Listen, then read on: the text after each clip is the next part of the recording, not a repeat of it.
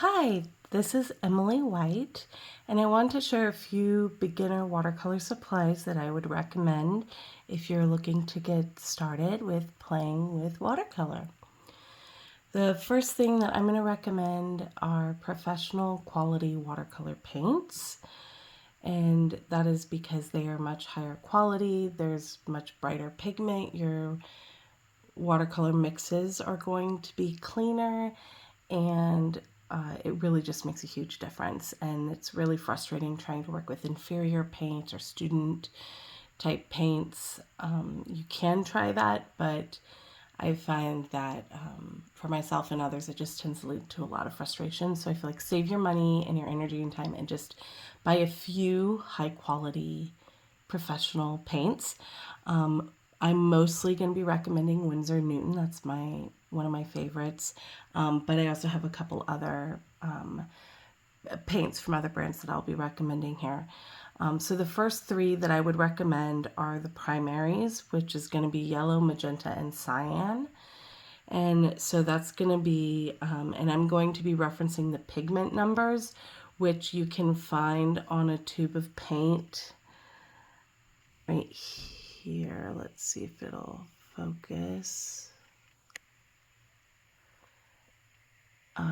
I don't know if you can see that, but this is pigment PR 122. So P for pigment, R for red, and then 122 is the number. And this is quinacridone magenta by Winsor Newton. So this is like the red paint, the magenta. And it looks like this one here. This is PR 122. There it is. So that's the magenta. The yellow I recommend is Winsor Newton Transparent Yellow.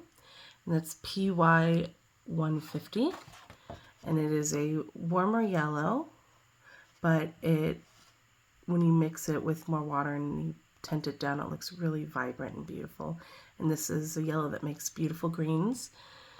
And then for cyan, I recommend Winsor Newton Blue, Winsor Blue Green Shade. It's also called Phthalo Blue, and this is pigment PB 15-3, and it's right here. It's a bright cyan blue. So those are the three primary colors that I recommend. So if you could only get 3 paints, if you could only afford that, I recommend these 3. And I recommend getting the 14 milliliter tubes, not the tiny 5 milliliter, because you're really being gypped off. I mean, I started off with the 5 milliliter tubes, but then I used a calculator and I figured out how much I was paying per milliliter, and it was crazy. So then I was like, oh, well, if I got the medium-sized tube, the 14 milliliter, it's actually a better deal. The best deal is to get the 37 milliliter, which I have a few of these, but don't do that unless you really know you love the color and you love watercoloring. You're going to be using it a lot. So I've had this one for many years and it's very well loved, as you can see. But I didn't start out with the big ones, but I really recommend just get the 14 milliliter to start out. And some of them only are offered in the 5 mil or 14 mil. They don't offer all of them in the big. If I could get these colors in the big one, I would, but they don't make them so at this point. So those are the 3 primaries. I highly recommend that you get those. And then if you want to do the full limited palette that I recommend is 8 paints, which is actually pretty small. A lot of artists recommend a lot more paints, but I find that with these 8 paints, you can mix almost any color. There's actually only one paint that I have seen that I actually also have that you cannot mix from this, but you can mix literally hundreds and hundreds and hundreds of different colors with these 8 paints. So that's why I recommend them. So I'm going to go ahead and show them to you just in order. So the first one is the cool yellow Winsor Lemon PY 175. It's here. And that's the cool yellow to offset with the warm yellow. And then we already looked at transparent yellow PY 150. And then I recommend Winsor Transparent Orange PO 107. And that mixes with the magenta to make really vibrant reds and oranges. You can make very vibrant red oranges with that. And then I really love ultramarine blue, and this is a different brand. This is M Graham. I do not recommend Winsor Newton ultramarine or French ultramarine. I started out with the French ultramarine, but it is very weak and it's difficult to get a good strong mix. But this ultramarine blue by M Graham is very strong, very bright. It's a better mixer, and it makes the most vibrant violets and purples mixed with magenta. So that's actually probably, these are my most used paints, are the PB29, which is ultramarine blue by M Graham with the magenta. I love those, and I use those probably every single day. And then I recommend, and then we already saw our cyan, that's Winsor or Phthalo Blue, PB153. And then I recommend Perylene Green by Winsor Newton. Daniel Smith also has a Perylene Green that's very good. And it's PBK31, and it's a very dark green. It's, when it comes out of the tube, it looks black. So it's great for shadow colors, it's great for landscapes, but you can water it down and make it very pale and light. You can do a lot with it. It's a very fantastic green to make natural looking greens. And I think it's an excellent addition to the palette because it takes a lot of work to make a green this dark and saturated. So you're really saving money if you use green a lot like I do, because I'm a floral painter. You're saving money by buying this green. And so it's one I highly recommend. And then the last one is a brown, and browns have given me grief over the years. I finally found one I like, and it is Schmincke Transparent Umber PR101. And this brown is transparent, as the name says, and it's also, it's not granular. Most browns are very granulating, and they can separate mixtures. And if that's what you're going for, that's great. But I don't tend to really like a lot of granulation. I prefer smoother mixes. And so this paint is been a wonderful find for me. So I really recommend it. But it is a little more expensive to get in the USA. So if you don't want to spend the money on this one, you can also get Burnt Umber or Raw Umber by M Graham or Daniel Smith. I've used both of those in the past. I prefer the M Graham over the Daniel Smith personally, but I really love this one so much better. So I feel like it's worth it for me personally because it just saves so much time mixing up my own brown, and it saves a lot of paint. So those are the 8 colors I recommend. And if you had these 8, you can mix pretty much anything.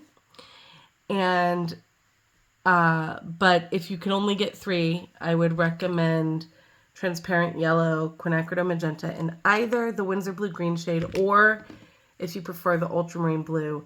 These are actually my personal 3 primaries that I use all the time. I actually painted exclusively with these paints for about 2 or 3 months, where I only use these 3 paints for everything. And it taught me so much about color mixing. The Ultramarine Blue will make more muted greens, and the Magenta will make more muted oranges, but I don't like bright oranges. I prefer bright purples, and I wanted muted greens for my leaves and my flowers. So this was, for me, the perfect set. But some people might not want to do the Ultramarine Blue. They might prefer the Winsor Blue Green shade, and that's okay. So you can kind of choose which of these 2 blues you want, or get them both. You know, that's also fine. If I had to pick my, only paints, it would be these 3. The M Graham Ultramarine Blue, Winsor Newton Quinacridone Magenta, Transparent Yellow. Those are my 3 that I would choose. And if I could pick another one, personally, I would choose Perylene Green, because it's just that fantastic. So those would be, if I could only have 4 paints, it would be these 4. So that's what I recommend. Again, here's the swatches so you can see them. And I would love to hear from you about what paints you like to use, what colors you like.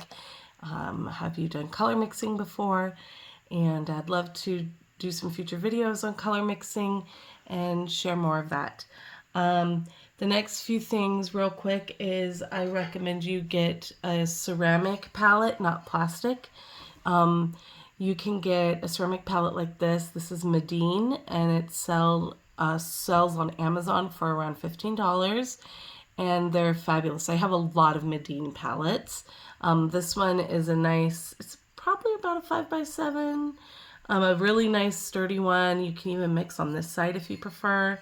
And it's a wonderful palette that I really recommend. I also love this one for mixing like color wheels and doing different mixes. It has 12 on the outside, so it's perfect. And it has this big mixing center. So it is a little bit bigger than this one.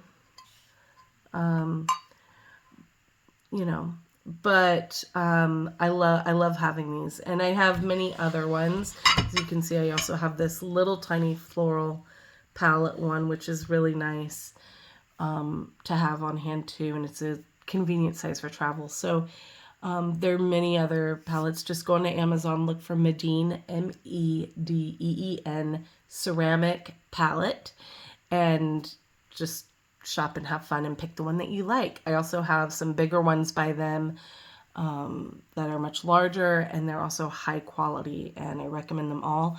I will say the majority of them don't come with lids, so I just use like the cling wrap to cover up my palettes so they don't get dust in them or anything like that. Other things you're going to need are 2 jars of water. Whoops, sorry for the bounce there. I have a big jar for my dirty water and a smaller jar for my clean water. Pretty much religiously, my clean water is clean, always. If I accidentally dip my brush in there, I dump it out and I get fresh water. I really think it's important to have clean water so you have clean mixes. So you can use whatever you want. If you have plastic jars, that's fine. I find that I tend to tip over my plastic jars a lot, so I don't use them that much. I prefer my glass jars unless I'm traveling, of course. I'll just show this so you can look at this if you want. It's mixes with the 3 primaries that I did yesterday. So other things you're going to need. You're going to need some brushes, and I really love Princeton brushes. The ones I recommend the most are the Princeton Heritage 4050 series. I like a 6 and a 3 are my personal favorites, and they also have like a 1. Well, I have quite a few sizes, but 6 and 3 are my most used, and then having like a 0 or a 1 for fine details. I'm exploring with the Princeton Neptune, which I really like. It holds a lot of water, but I don't really recommend this for beginners because it holds so much water. It can kind of dump water on you when you're just starting out and you don't know what you're doing, and it can feel frustrating. So maybe save this one after you've practiced around a little, and you kind of got the hang of these ones. But these are wonderful, amazing brushes, and honestly, I think they're really affordable. So, I don't tend to use bigger than a 6. I have larger brushes, but I don't really reach for them. My preferred paper size is a 5x7 or 4x6. I do go up to 8x12 and 8x10 and a 9x12, but I almost never go higher than a 9x12. So I find that I do more detailed flowers, so I don't really need huge brushes. But, depending on what type of work you do, you might want larger brushes. I also have one of these. It's a Princeton Select, which is the budget brand, and it's just a 1/2 inch flat wash, and I can use this if I want to just do like swatching and stuff. I don't really like paint actual artwork with it. I just use it for swatching, but it's fun. But quite honestly, I just use my round brushes all the time. So those are the ones that I recommend. This is my really old 3 that I use every day. It's been around for years, and you can see it's all beat up. But I do have a new 3 that's all sharp and pointy. A couple other things that's good to have are some pencils and pens. You don't have to have fancy ones. I do recommend if you're going to do pens, do like a micron of fine liner that's permanent ink, so it's not going to mess up your painting, and it won't mess up with the watercolor and stuff like that. And yeah, just you can use regular pencils if you want. I've got some Faber-Castell pencils here, and some other fine liners. So those are nice to have. And then I like to have a little pipette to get my clean water and to put it in my palette or pans. I also have over here, I've got some pans. I put the tube paint into some half pans and full pans. This is a full pan here, and this is a half pan here. And so I do use those for when I'm traveling and want to paint on the go. Other things you'll need are paper towels. Always keep a roll of paper towels nearby. Oh, and paper. I really recommend, if you are starting out, do this Canson XL watercolor paper. This is cheap watercolor paper, but it's really high quality.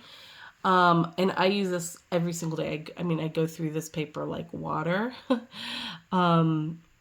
I use it a lot. It's great for swatching. It's great for color mixing. It's really wonderful for bookmarks. Makes really great bookmarks or like little cards.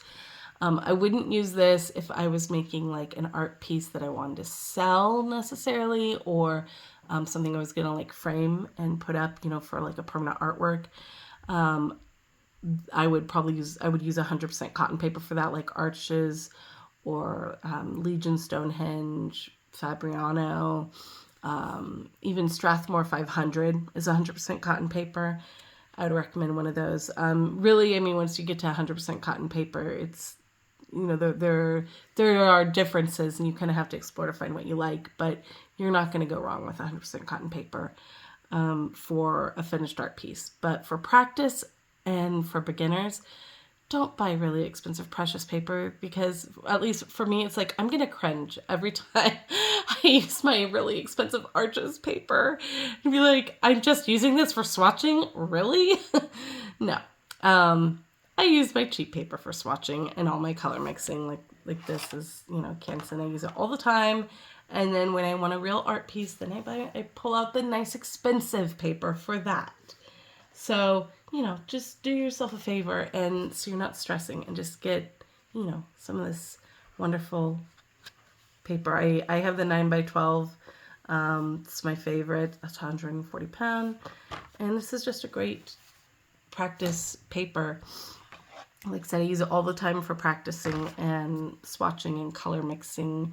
It's also great for bookmarks. I use it a lot for little bookmarks, or like, you know, little, cut it in fours to a 4x6, and I use that for like little cards that, you know, I'm just sitting out, you know, a little get well card or something like that I know is, you know, not something too precious. So those are the things I would recommend. The only other thing is, if you're planning to travel and paint, I would recommend getting a little travel palette. This is a Winsor & Newton one. There's so many different ones. Medine actually also makes some metal ones, which I can show in another video. I don't have them with me in this room right now, but this is actually Winsor & Newton Cotman. Let me get this open real quick. But I took out the Cotman paints and I put in my own professional paints. So, and then this is a travel brush I bought separately and put it in here. So it's really nice to have a little thing like this just to take with you on the go. And even though I don't like mixing on plastic, I will say this plastic isn't too terrible. I don't really like mixing on the metal palettes. That's also why I have like little palettes like this that, you know, I can travel with me, mix in those. So that's the little travel palette. So that's pretty much it. That's all you really need to get started with watercolor. And, you know, there's so many tutorials out there you can watch or read books. One book that I really love that I think is super fun is Watercolor, A New Beginning, A Holistic Approach to Painting by Anne K. Lindsay. And I'd love to talk about this book more. She just has such a gentle approach, a holistic approach to painting, and it's not about rules and regulations. It really is just about playing and having fun, learning how to play, giving yourself permission to explore and have fun.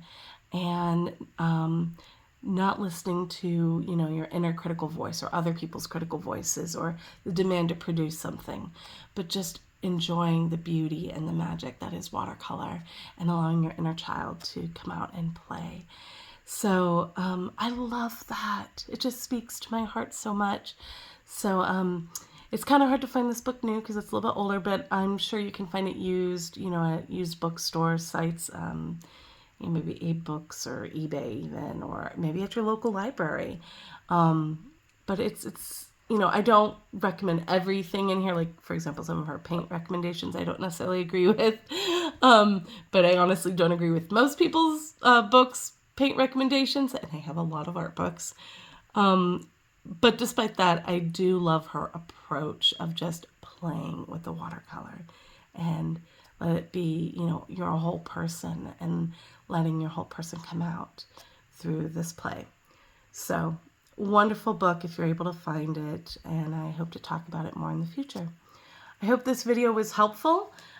Please let me know in the comments what you think. If you have any questions, I'm happy to help in any way I can. And I hope you have a beautiful, lovely day. Bye.